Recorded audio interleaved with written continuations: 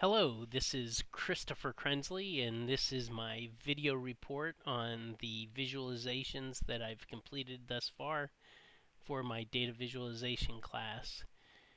We are on blocks.org. My screen name is Belly by Bud. That should provide its own visualization that we will not be doing on the screen. So anyways, we'll get into the visualizations. We'll start out with the first visualization, which was a bar chart. The bar chart was built off of a Wikipedia article called Educational Attainment in the United States. And we go out and we provide just a bar of the total population, which gives us our 100% marking. We label each of the categories, so we show the number of people that have a high school degree, number of people that have a bachelor's degree, master's degree, and doctoral degree. This is based on people aged 25 and over as of 2014. So we show both the percentage count within the bars, and then we show the total number underneath the label for the bar. So a nice, pretty visualization. No colors, came out pretty nice. Probably my favorite chart so far. The next chart is based on flights, and this shows the number of passengers per year that either arrive or depart from San Francisco International Airport. As we can see, there's a large number of passengers that leave that one airport every year. 35 to 40 million in 2015, upwards of 50 million. A lot of people. It makes you start to realize just how many people fly throughout the world.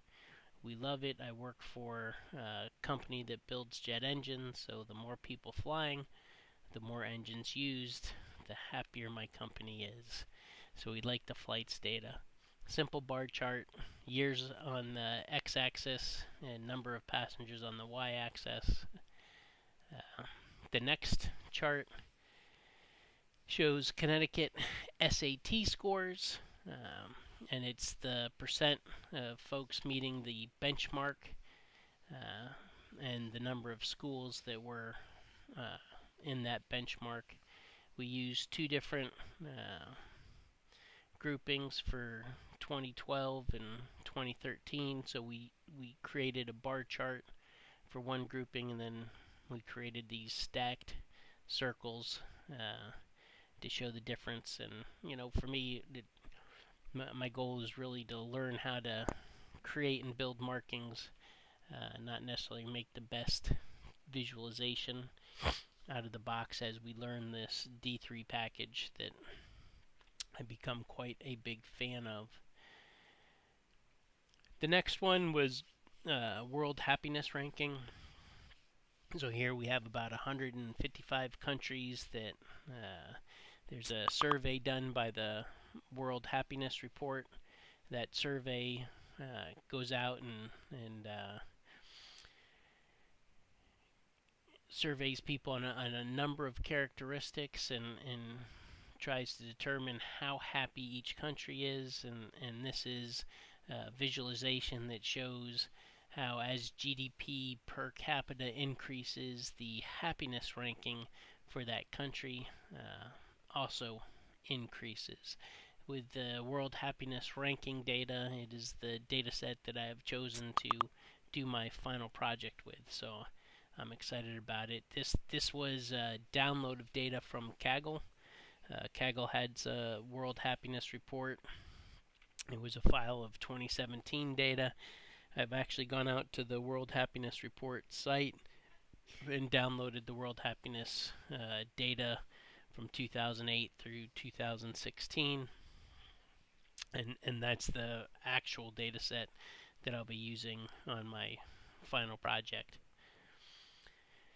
So this visualization was for our marks and channels assignment, and really the goal of This was to show different types of visualizations that can occur and how to get users' attention. Um, for this one, it's in our book written by Tamara Munzner, Visualization Analysis and Design.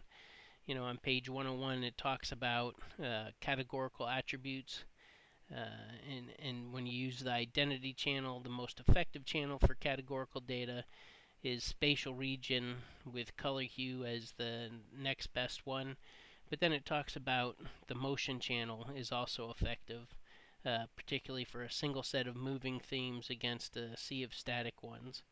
So this was a reproduction of one of the channels that just showed 4 static dots with 2 circles moving in opposite directions.